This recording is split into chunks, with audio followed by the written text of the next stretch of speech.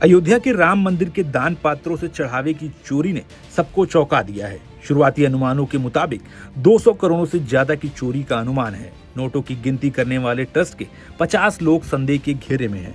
Police और जांच एजेंसियां कई लोगों को हिरासत में लेकर पूछताछ कर रही हैं। इस मामले को लेकर यूपी सरकार भी सख्त है।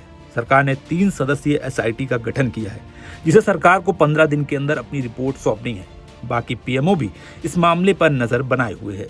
राम मंदिर के चढ़ावे में चोरी की बात 7 जून को पता चली थी। एक कर्मचारी ने दान गिनते समय कैश का एक बंडल छिपाने की कोशिश की। सीसीटीवी फुटेज में यह कैद हो गया। पूछताछ में उसने पुराने कांड भी गिना दिए। फिर 9 जून को यह मामला सार्वजनिक हुआ। विपक्षी दलों ने इसे राजनीतिक मुद्दा बना दिया। जांच एजेंसियां फिलहाल दान राशि की गिनती से जुड़े कई कर्मचारियों और अन्य लोगों से पूछताछ कर रही हैं। इस मामले में सबसे ज्यादा जिस नाम की चर्चा हो रही है वो है रामशंकर यादव उर्फ टिन्नू यादव।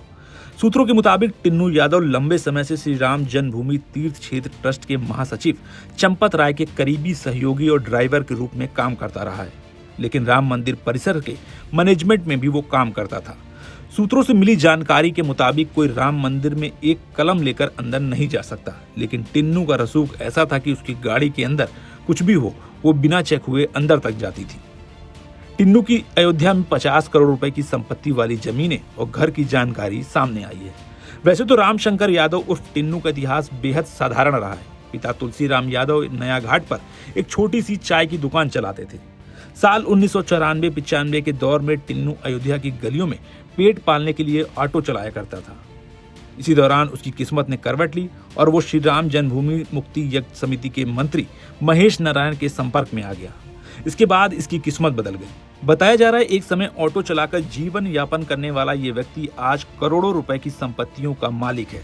हालांकि इन आरोपों की आधिकारिक पुष्टि अभी तक नहीं हुई है और जांच एजेंसियां संपत्तियों के स्रोत की पड़ताल कर रही है।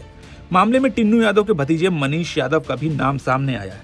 मनीष दान राशि की गिनती करने वाली टीम का हिस्सा बताया जा रहा है। चर्चा है कि उसकी बताई जगह से 36 लाख रुपए कैश मिला है। इसी तरह राम मंदिर में दान में चढ़ने वाले सोने चांदी के जेवरों की देखरेख करने वाले केडी तिवारी भी जांच एजेंसियों के रडार पर हैं।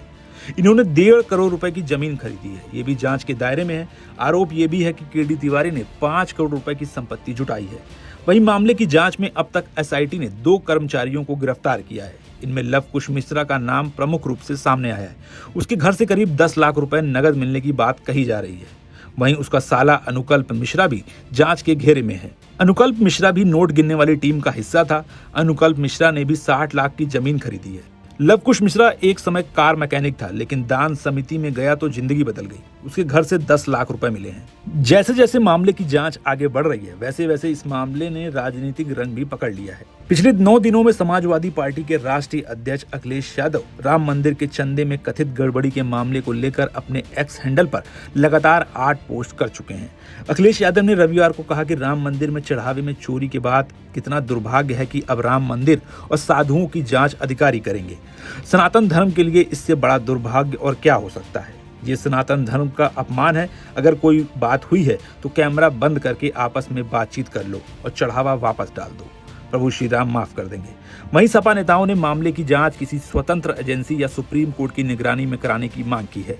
अयोध्या से सपा सांसद अवधेश प्रसाद ने इसे देश की सबसे बड़ी धार्मिक लूट बताते हुए ट्रस्ट के सदस्यों को जांच पूरी होने तक हटाने की मांग की है। वहीं भारतीय जनता पार्टी ने विपक्ष के आरोपों को राजनीति से प्रेरित बताया है। बीजेपी प्रवक्ता राकेश त्रिपाठी ने कहा कि समाजवादी पार्टी को राम मंदिर में चढ़ावे में कथित गड़बड़ी पर सवाल उठाने का कोई नैतिक अधिकार नहीं है।